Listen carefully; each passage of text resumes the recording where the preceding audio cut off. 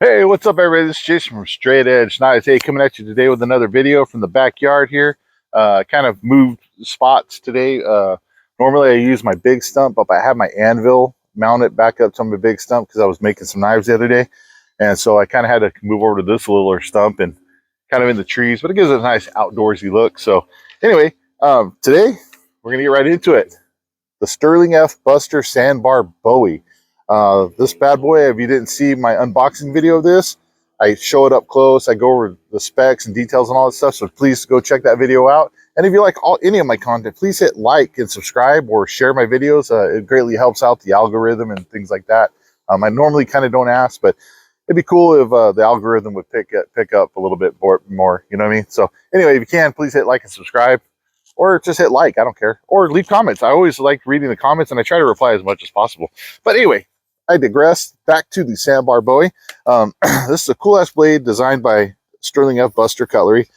They did have Top Snipes produce this for them, and it is a limited run of 100. This is the third in a series of blades that have been done by Sterling F Buster, coffin handle series, if you will. The first blade was a Smatch It, like a big old battle. I think it was called the Battle Horse Smatch It. I could be wrong. Please forgive me if I am on that, Sterling. But the second one he did was the straight razor. This one, my good buddy Justin Barnes over at the Gear Shack sent this to me. This is his personal one. He sent it to me so I could, kind of show these side by side and give you a look at one of the other blades in this coffin handle series. This is a very cool blade. Yes, it is designed to look like that. It's not broken. I know I've seen that in some comments before when this first came out that people are, oh, that knife broken. No, it's not broken. It's designed like this. It's a straight razor blade kind of, which is pretty cool. It's different. I like different. Different's always fun. I will flip the camera around after the end of this and kind of show you these two blades side by side. I mean, the handles on these two blades are identical. I mean, I can lay them literally right on top of each other and there's like no difference hardly at all. So it's pretty cool.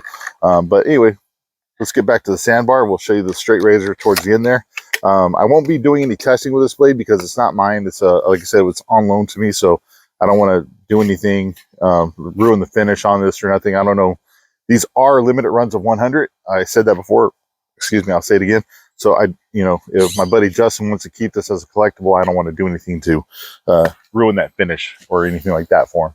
So, but mine I'm going to use because damn it, I like using my blades, and this one is it's a cool blade, man. This Sandbar Bowie with this 3/16" thick stock. It's light. It feels really fast. And man, this thing has got a wicked point to it. And we're going to be testing out that point. We're going to be doing my old catalog stab test here in a minute and into the stump. And, we're going to see make sure this point stays acute, but man, this thing, it'll pierce. I mean, the other day I was kind of just touching it a little bit like this, and I wanted to draw a little bit of blood. I mean, it's almost needle point. It's wicked little point. And then they're able to do that with this really nice long swedge that comes down here to this point. So comes with a Kydex sheath with steel belt clip, as always. Tops does a good job with those, and Tops does a good job with their 1095 heat treat. This is 1095 steel. And let's get into it, man. Let's get into the stabbing, right? So here we go. We got this catalog here. It's about, let's say, a half inch, 3/4 inch thick. So let's lay this flat right here. I really like this guard because I'm not worried about my hand slipping up onto the blade when I do these stabs.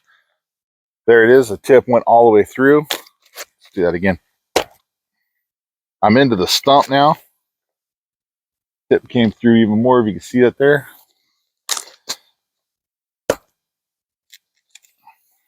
There we go. There's the tip again. So I'm not having any problem stabbing through this catalog. There you go. I got even more through there. No problems. Man, this thing bites into that stump deep. Check that. My goodness. It didn't do anything to this tip, guys. It's straight. It's still needle point sharp. I mean, I know it's kind of hard to see on the camera. Please take my word for it.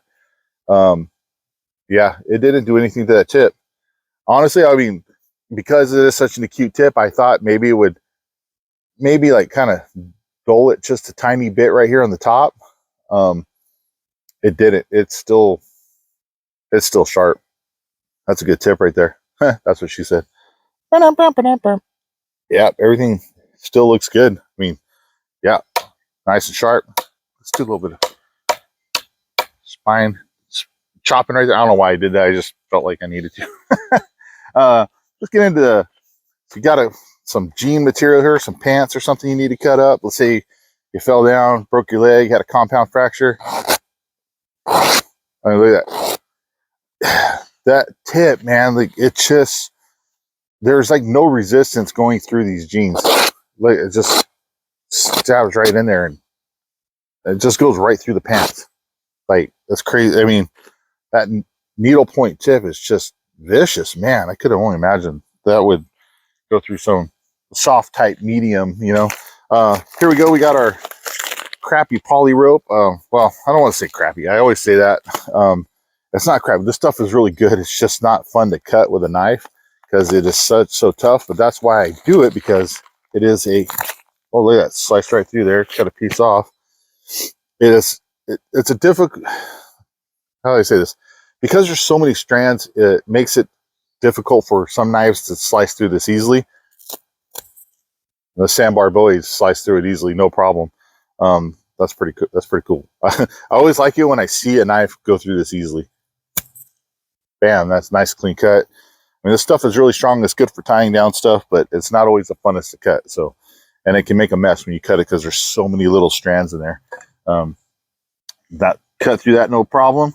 Oh, I need to get me a new propane hose or another old propane hose. This stuff is, I mean, it looks small, but this came off a propane like connection. It's really thick. It has like a reinforced nylon string in there. See, I don't have a ton of this left, so let's see if we can push cut a piece off. There we go. Push cut a piece off right there. I always like to cut that in half just to show that if you cat to, boop, right there, cut through that no problem. I know it's kind of hard to see, but so if you had to cut through some thicker hose, you could do that. Trying to put everything off into one section over here so I don't, makes it easier for me to clean up. Not the most difficult cut here to make, but you know, you had a radiator hose or like this, like a pull hose or something, you know, you had to come in here and slice a piece off, you know, no problem. Take this point, easily slides in there. I'm telling you, this point on this blade is just nasty, man. Like, come in here and you just cut your piece off like that if you need it to. No problem at all. You know, which I typically don't expect most of these knives that I test on this video to have a problem doing that, but you know, I still like to show it, you know. Here we have an old belt, you know, so it's a thick, you know, leather belt. Kind of wore this one out, had it for years, and so I said, you know what, I'm not wearing it anymore, so let's do some testing with it. So we're going to cut a piece off of here. So slide down here, cuts a piece off, no problem. And this is like, looking at the inside of this, there's like, you got the outer layer, 1, 2, 3, 4. There's like 4 or 5 different kind of layers of leather stacked in here. No problem. Let's see if we can do like a little, see what happens if we chop on the edge here. See, I've never tried this before. This may or may not work, but let's give it a try here. Oh yeah, look at that. Slice that tip right up there. So not a problem. If you had to come in and do, let's do this. Let's say you had to slide the knife under the belt and cut it off. Oh, sliced right through it, no problem. So there you go. Cut through a leather belt if you need to. Let's see. Next up, I like doing this extension cord cut because one, it's kind of hard on the blade. You know what I mean? It's wire. You got copper wire in here. There's 3 strands of it. Each one of those strands of copper wire is covered by another plastic or rubber plastic sheath on top of the main rubber plastic sheath, right?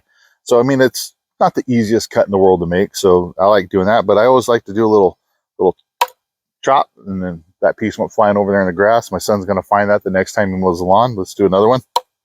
That one I didn't hit quite as hard, but it did almost literally bite all the way through. There we go. So you got to give it a little bit of a, you don't have to go super hard, but you got to put a little something behind it. You can't just do a dainty one. So you can chop that off if you need to. But let's cut a piece of this off. I like to fold it over. I like to see. Oh man! All right, that actually went through pretty good. Like I mean, I had to put some force into it, obviously, but it still sliced through it. I mean, that copper wire is actually cleanly cut, very nicely. Get up here, show you guys that. So very good. I like that. Let's say you're carrying this out hiking, like always, you know, because we all go hiking, right? Or let's say you're hiking the mean streets of the city and you get stranded and you got to build a fire in the alley because everybody's doing it nowadays, I guess. Got to build a fire stick, make a feather stick. This thinner grind makes making this fire stick nice. It actually is making some really nice thin curls easily. I'm not really having to put too much effort into this. I really like this thinner profile. One, it makes slicing other materials super easy. And then two, I mean, look at that. That's a pretty nice little stick there. I know, again, I'm never an expert. I always tell you guys that. But that's a pretty nice little stick right there. That'll help get your fire going. You can see little shavings here. And I've had to come on this side and actually do off shavings. If I can get one that won't not fly off, but look at that nice little curl there. I mean, you could definitely make some good fire sticks with this. Then you come in and let's say, you know, got to cut this part off so you can put it in your fire. Let's do a little choking back a little bit. This little coffin handle part right here actually kind of locks in between my fingers. So that's kind of nice, you know.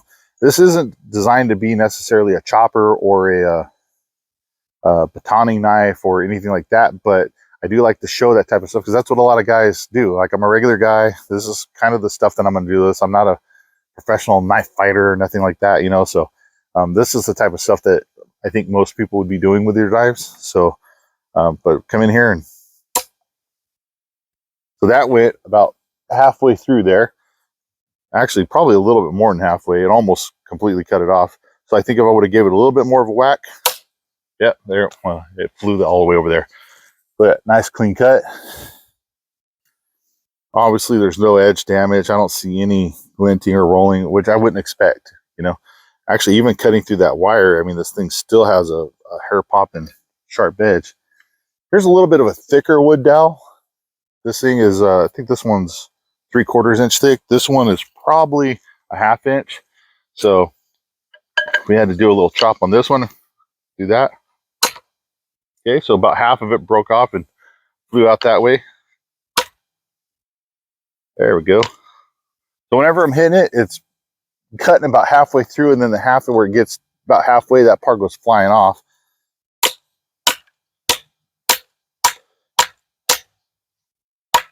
There we go. Was able to chop that off, not bad. Kept breaking little parts off. I'm gonna definitely have to go find all this stuff. My son's gonna be like mowing the lawn. Shit's gonna be flying everywhere. But there you go, guys. I was able to do that no problem. Again, let's go with a little. So wood dowels typically aren't that hard. So let's try doing a little bit of shavings with this seasoned almond wood right here. This stuff is pretty tough. Makes great campfires. Makes I mean, because it's just so hard that it burns for a long time, and it burns pretty hot for a long time. So, oh, look at that. Making some nice little curls. I don't know if you can see them. That part is, like I said, I'm not very good at doing this. So a lot of times when I get my curls, they end up kind of flying off or right down in front of me. But went through that no problem. Let's do a little bit of chopping on this just to.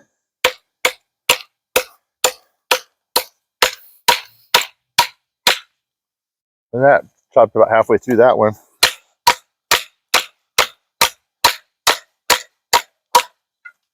Look at that. Chopped through that pretty good. And like I said, I was able to do that chopping motion because this is the way the blade is angled. I do have to choke back a little bit on it, but I don't feel like the knife's gonna fly out of my hand doing that. So that's good. So, well, let's not finish with that yet. Let's do a little batoning, because like I said, this is kind of stuff a normal guy like me would do. So I'm gonna put that right there. Make sure I can see good on the camera. We're gonna use this one as our batoning stick. We're gonna hit right here on the swedge. So what I'm doing here is, again, this isn't necessarily designed to be a batoning knife. This has a thinner edge up here on top, and obviously you have this acute tip. So this is gonna be hard. I think it's gonna be hard on the tip of hitting the tip for sure. So we're definitely testing the tip out. Again, when I do these guys, I'm not trying to destroy the knife. I'm not trying to break it. I'm not trying to overly abuse the knife. But you know, stuff happens, and you do get in situations where you might have to do this. And so it is nice to see it done once or twice to know that your blade can do it if you need it to, right? So that's why a lot of times I do this type of stuff, you know. Typically, if I had a thicker knife, I would use a thicker knife to do this. All right. Well, that wasn't full. I mean, I just took that kind of sliver off, but hey, that's good kindling, right, for your fire. Put it up here. Let's go this way, maybe straight down. Right there, baton right through it. Let's take a look. Swedge up here looks perfectly fine. I mean, the tip right here is no issue. I mean, it's still perfectly straight, still sharp. Man, that tip is just crazy how sharp that tip is. So speaking of that tip, let's do this here one more time, guys. I'm gonna put that right there. Again, I don't recommend doing this, please. I mean, like, don't. I want you guys to see how, bam, hammered that right through. This literally was strictly to test it. Jeez Louise. Okay. This is, I cannot stress how acute this tip is, and I thought for sure that was going to dull it a little bit. Let me get right up here, see if I can get that in view. That tip isn't affected at all. I don't know, kind of sunny out here, so I'm kind of having a hard time seeing the camera. That tip is still needle point sharp, guys. That's I thought for sure that was gonna not damage it, or bend it, but I thought for sure it was gonna take a little bit of that needle point sharpness out. It didn't. Man, that is a good tip. I'm looking at it right here. Still, it's still straight. It's not bent. I mean, that's a good tip, guys. I think that's I mean, that's definitely gonna hold up for some stuff. Now, granted, if you were to stab this into a brick wall, or like you had to come down and stab a pig and maybe hit a bone, you might get a little bit of, you might dull that tip a little bit on a bone or concrete or cement or something like that. That's a possibility, but you know, we're not trying to do that on purpose, right? If it happens, it happens, but I'm not intentionally trying to break the knife. So we're going to be a little bit more realistic about that. This right here is a piece of, this came off of I think it's called a sequoia lemon tree. And I'm telling you guys, that is, if you got daughters and you don't want boys sneaking in through the windows, you plant one of those trees outside the window and ain't nobody going through it. The thorns on that thing are deadly. I mean, they are scary. It takes me forever to trim this tree up because I have to go so slow. I don't know why I'm going off and around on that, but this was a piece of I'm taking the tree out, and this was kind of one of the big branches that I saved, you know, to use in my fire pit. But this is still a little bit green. I just cut this off maybe 3-4 days ago. So just going to put this right here, and we're going to hammer down on the edge. We're going to show the edge here, kind of like this. And again, hitting that swedge up here.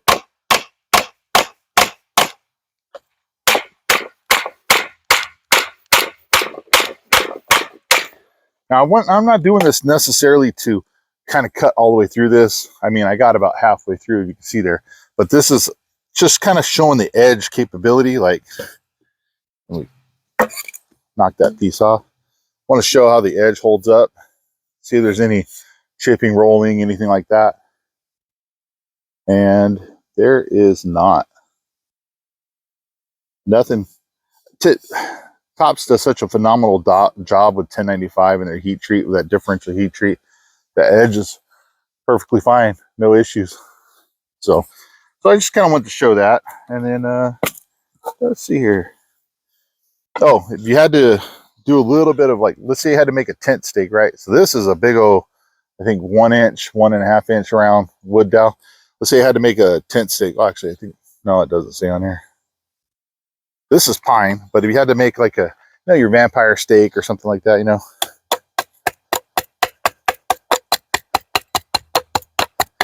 Again, I'm able to choke back a little bit. I can actually put my thumb on this, sort of like a little bit of a ramp right here, and do like some light chopping. Oh, it's got a black widow on this thing. Oh, where'd he go? I don't know. Kind of in the trees here, so I had a look like a black widow spider crawling around on the log here.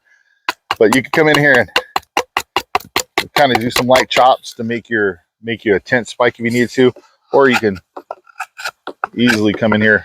I mean, you can see how nice and easily I'm able to shave off this stuff.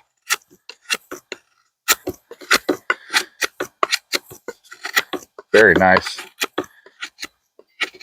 I'm able to, got my finger up in that choil guard, and I'm able to put my thumb on the back here, and I could just put that added pressure that I needed to, or I could just straight hammer grip it, if you will, and come in like this.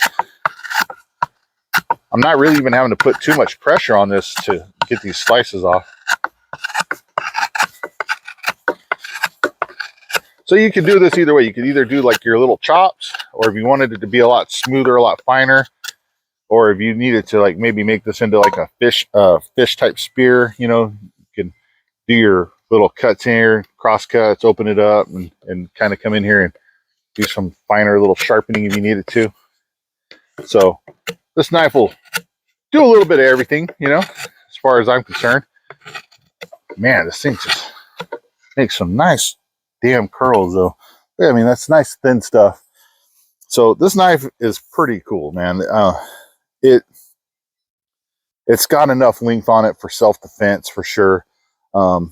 After talking to Adam Boyce and a Spartan Mode, and if you haven't had a chance, please check that video out. Man, Adam is a wealth of knowledge when it comes to self-defense type stuff with knives, and he talks about what he looks for in a self-defense knife. So please check that video out. It's pretty cool. But one of the things he looks for is, really like a straighter edge, not a ton of belly, because I guess when you're coming in with cuts, if you have a lot of belly, the knife will want to slide out and you lose some of your momentum, I guess. That's the way I understood it. I could be wrong. But it does have belly to it right here, but it's not a super pronounced belly. So I think, if you come in here, so you had to do that nice kind of slice cut or something, it's gonna go in there deep. And man, for stabbing, you're definitely on the point, literally, for that. Reverse grip, you can put your thumb comfortably over the top of this coffin handle for that extra added, oomph. Plus this guard is going to protect your finger from sliding up on the blade, so you can come in and do some hard stabs, or if you had to do some thrusting, like, you're going to be able to do that no problem. Doing little camp chores around the campfire, I don't think you're going to have a problem doing that. Got to do some food prep.